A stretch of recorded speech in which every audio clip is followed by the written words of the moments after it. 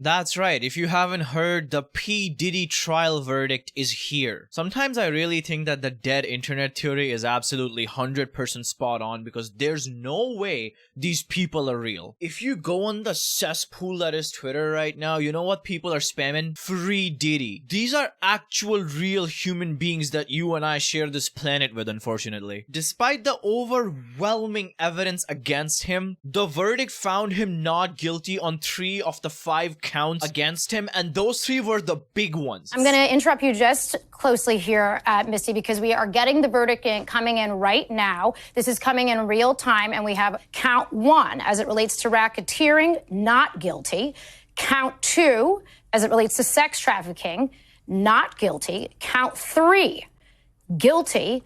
Count 4, not guilty. Count 5, guilty. There was more evidence for that shit than against the prankster channels on YouTube being fake. Yet somehow, when your pockets are loaded with that moolah, you get to walk out with a little slap on the wrist. I think my mod on my Discord server puts it really well. Must have been the wind. You know what a sad reality we live in? This thing resembling a human being gets to walk out almost spot-free for the heinous acts of war crimes he committed, but people like I cannot even openly talk about it on YouTube without Big Corpa coming down and fucking striking or banning our channels down. Because these are sensitive topics apparently, and advertisers don't like when you talk about them. The money must keep flowing or how else will we free these criminals? You must understand. So he was found guilty for 2 of the least severe crimes, low-hanging fruit as the news calls it. The Mann Act, these charges, these were the easiest for prosecutors to prove, the lowest hanging fruit.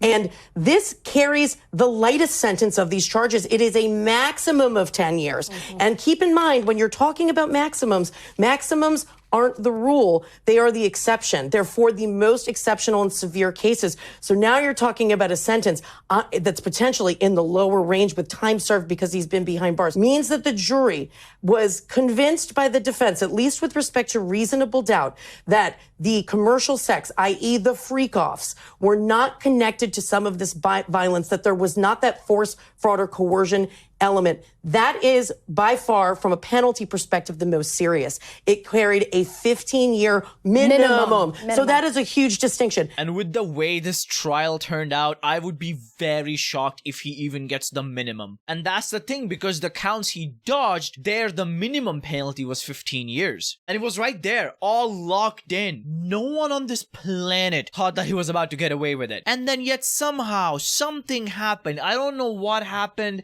how this happens in today's society, but nothing. There's nothing. Yeah.